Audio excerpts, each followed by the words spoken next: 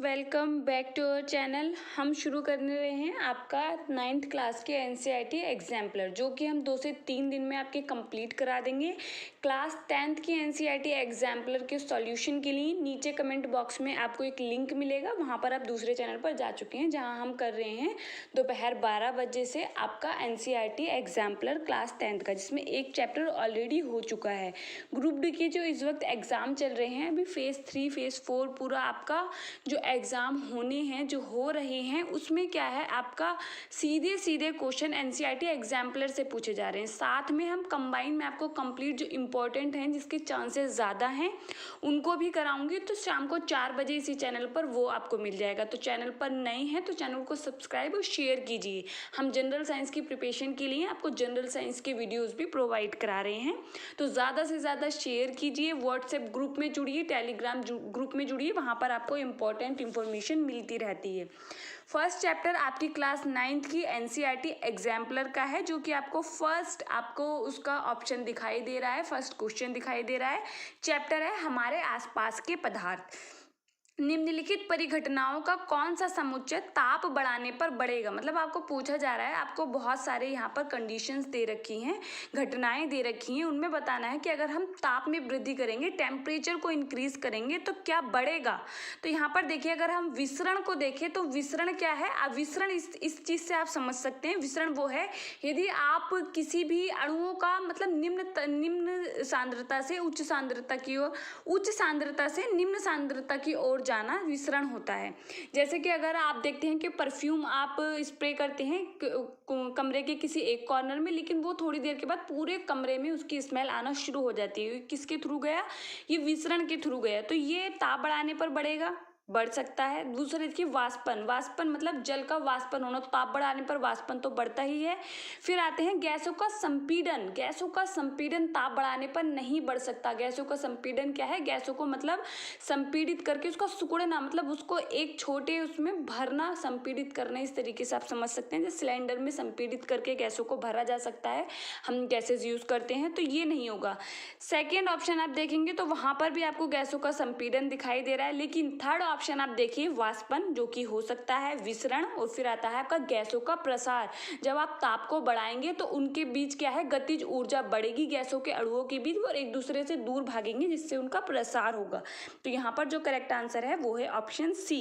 किसी को कोई भी डाउट हो तो नीचे कमेंट बॉक्स में पूछेंगे। चैनल को सब्सक्राइब जरूर करना है। यहाँ पर आपको बहुत सारी इंपॉर्टेंट इंफॉर्मेशन प्लस आपको स्टडी से रिलेटेड बहुत सारी वीडियोस, एनसीईआरटी कंटेंट मिलता रहता है, तो आप चैनल को सब्सक्राइब कर लीजिए। सेकंड क्वेश्चन, सीमा ने एक प्राकृतिक गैस संपीड़न इकाई का निरीक्षण किया तथा पाया कि ताप एवं दाब की विशिष्ट परिस्थितियों में गैस को द्रवित किया जा सकता है। अपने अनुभव को मित्रों के साथ बांटते हुए वह भ्रमित हो गई। द्रवण के लिए परिस्थितियों के सही समुच्चय को पहचानने में उसकी मदद कीजिए। देखिए, ये सिर्फ इतनी बड़ी लैंग्वेज आपको कंफ्यूज करने के लिए है। यहाँ पर आपको बताया गया है कि किसी गैस को मतलब संपीड़ित करने के लिए ताप और दाब की विशिष्ट परिस्थितियों में, लेकिन वो उसमें क्या होना चाहिए, ताप उच्च होना चाहिए, निम्न होना चाहिए, दाब उच्च होना चाहिए, ये निम्न होना चाहिए। तो देखिए, जब गैसों को द्रवित किया जाता है, जैसे अगर हम देखें, हम एलपीजी गैस जो हमारे सिलेंडरों में भरी होती है, वो गैस है, लेकिन वो उसमें लिक्विड के फॉर्म में होती है, तो मतलब ये उनका गुण है आपस में।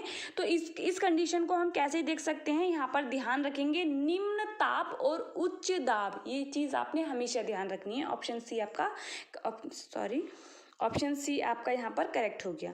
नेक्स्ट क्वेश्चन, तरल में प्रवाह का अद्वितीय गुण होता है, निम्नलिखित में से कौन सा कथन सही है। तो देखिए, सीधे आप ऑप्शन पे आएंगे, थर्ड ऑप्शन पे जाइए, गैस तथा द्रव तरल के समान व्यवहार करते हैं। मैंने भी आपको बताया, गैस जो है वो तरल के समान क्या है, व्यवहार कर सकती है। जब आप देखते हैं एलपीजी का ही आप एग्जांपल लेंगे, तो ऑप्शन सी यहाँ पर करेक्ट है। नेक्स्ट क्वेश्चन की तरफ बढ़ते हैं। ग्रीष्म काल में जल को मिट्टी के बर्तन में रखने पर किस परिघटना के कारण वह ठंडा हो जाता है। बहुत ही इंपॉर्टेंट क्वेश्चन है, और मैं ये आपको वीडियो में करा चुकी हूँ। तो अगर आप मेरे स्टूडेंट हैं तो इसका आंसर आपने मुझे देना है। जब आप कमेंट बॉक्स में इसका आंसर करेंगे, मैं आपको उसका रिप्लाई दे दूंगी कि आप सही हैं या गलत है, क्योंकि मैं ये बता चुकी हूँ आपको जब हम इंपॉर्टेंट क्वेश्चन की सीरीज कर रहे थे ग्रुप डी वाले बच्चों के लिए, तो ये क्वेश्चन हम वहाँ पर ले चुके हैं। तो देखिए एनसीईआरटी एग्जाम्पलर को सॉल्व करना आपके लिए बहुत ज़्यादा इंपॉर्टेंट है। तो कोई भी बच्चा जो ग्रुप डी की प्रिपरेशन कर रहा है इसको बिना सॉल्व करे, जिनका एग्जाम अभी होना रहता है, नहीं जाना है, सीधे सीधे क्वेश्चन पूछे जा रहे हैं। सिर्फ आपने ऑप्शन ध्यान रखना है, क्योंकि ऑप्शन ऊपर नीचे करके आगे पीछे करके आपको दे दिया जाता है। फोर्थ का आंसर आपने मुझे देना है। नेक्स्ट क्वेश्चन को देखेंगे।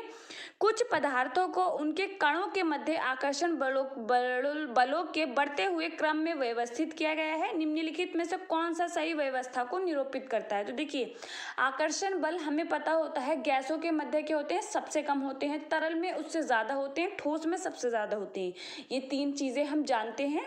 तो ध्यान रखिए ऑक्सीजन को अगर देखा जाए तो ऑक्सीजन यहाँ पर गैस है, दूसरा जल आपका यहाँ पर द्रव है और शर्करा यहाँ पर ठोस है। तो उनके बढ़ते हुए क्रम में ही व्यवस्थित करना था, तो ऑप्शन सी यहाँ पर करेक्ट हो जाएगा। Next question. 25 degree Celsius, 38 degree Celsius तथा 66 डिग्री सेल्सियस को केल्विन मापक्रम में परिवर्तित करने पर इन तापमानों का सही अनुक्रम होगा। हो सकता है मैंने कुछ वर्ड हिंदी में कुछ इंग्लिश में बोले हूँ, लेकिन आपको समझ आ गए होंगे, ठीक है। तो देखिए आपने ध्यान रखना है, ऐसा क्वेश्चन जब भी डिग्री सेल्सियस से आपको केल्विन में परिवर्तित करना है तो आपने ध्यान रखना है 273 आपने प्लस करना है, और कभी भी केल्विन से आप आएंगे यहाँ पर सेल्सियस पर तब आपको माइनस करना होगा। तो आप इसको प्लस माइनस करके अपने आंसर पर जा सकते हैं। यहाँ पर आपने प्लस करना है, आपको आंसर मिल जाएगा। Next question. निम्नलिखित में से सही कथन का चयन कीजिए। तो यहाँ पर देखिए आपने बताना है कि इसमें से सही कथन कौन सा है। देखिए ठोस का द्रव अवस्था से गुजरे बिना वाष्प में रूपांतरण वाष्पन कहलाता है, गलत बात है। वाष्प का द्रव अवस्था से गुजरे बिना ठोस में रूपांतरण ऊर्ध्वपातन कहलाता है, सब्लिमेशन। तो ये आपका करेक्ट है, क्योंकि देखिए कोई भी अगर ठोस है तो पहले अगर हम देखेंगे तो वो लिक्विड में आएगा, फिर वो जाके आपका द्रव में आपका गैस में परिवर्तित होगा। लेकिन कुछ ठोस ऐसे होते हैं जो लिक्विड द्रव अवस्था में आए बिना सीधे गैस में परिवर्तित हो जाते हैं, उस क्रिया को हम ऊर्ध्वपातन या सब्लिमेशन बोलते हैं। इसका एग्जाम्पल आप देखेंगे तो आप कपूर को देख सकते हैं। तो ऑप्शन बी आपका करेक्ट है। नेक्स्ट क्वेश्चन की तरफ बढ़ते हैं। डायएथाइल ईथर एसीटोन तथा एन ब्यूटिल अल्कोहल के क्वथनांक क्रमशः 35 डिग्री सेल्सियस, 56 डिग्री सेल्सियस तथा 118 डिग्री सेल्सियस है। निम्नलिखित में से कौन से क्वथनांकों का केल्विन मापक्रम में सही निरूपण है? तो फिर से भाई 273 आपने प्लस करना है, 273 प्लस करके आप अपने आंसर पर जा सकते हैं। यहाँ पर जो आपका करेक्ट ऑप्शन होगा वो है ऑप्शन सी। आपने खुद से भी प्लस करना है, मेरे बताए हुए आप जब भी कहीं भी ऐसा कुछ कैलकुलेशन या कुछ भी ऐसा होता है तो आपने एक बार खुद से देखना है। टीचर आपको कभी गलत नहीं बताते हैं, लेकिन फिर भी आपने खुद से करना है, इससे आपकी प्रैक्टिस हो जाएगी, ठीक है। Next question. निम्नलिखित में से कौन सी परिस्थिति जल के वाष्पन में वृद्धि से बढ़ेगी?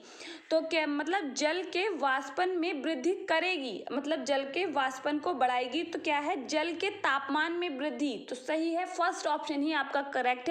जब आप टेम्परेचर को इंक्रीज करते हैं, अगर आप देखेंगे आप वाटर को बॉईल करने के लिए रख दिए तो वो वाष्पित होकर थोड़े टाइम में, बहुत टाइम से आपने रख रखा है तो वाष्पीकृत हो जाएगा और वो सारा उड़ जाएगा। तो यहाँ पर जो करेक्ट आंसर है वो है ऑप्शन ए।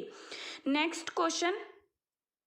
नेक्स्ट क्वेश्चन यहाँ पर मिसिंग हो रहा है, शायद प्रिंट नहीं हुआ। यहाँ पर 10 क्वेश्चन है तो उसको मैं नेक्स्ट वीडियो के चैप्टर फर्स्ट उसमें ले लूँगी, ठीक है। नेक्स्ट चैप्टर के फर्स्ट क्वेश्चन से पहले ले लूँगी। तो ये थे आपके क्वेश्चन। हम यहाँ पर 3 दिन के अंदर आपका कंप्लीट पूरा एनसीईआरटी एग्जाम्पलर सॉल्यूशन करा देंगे। तो अगर आप चैनल पर नए हैं तो प्लीज़ ज़्यादा से ज़्यादा शेयर और सब्सक्राइब करें। मिलते हैं हमारे नेक्स्ट वीडियो में, तब तक के लिए पढ़ते रहिए। Thank you.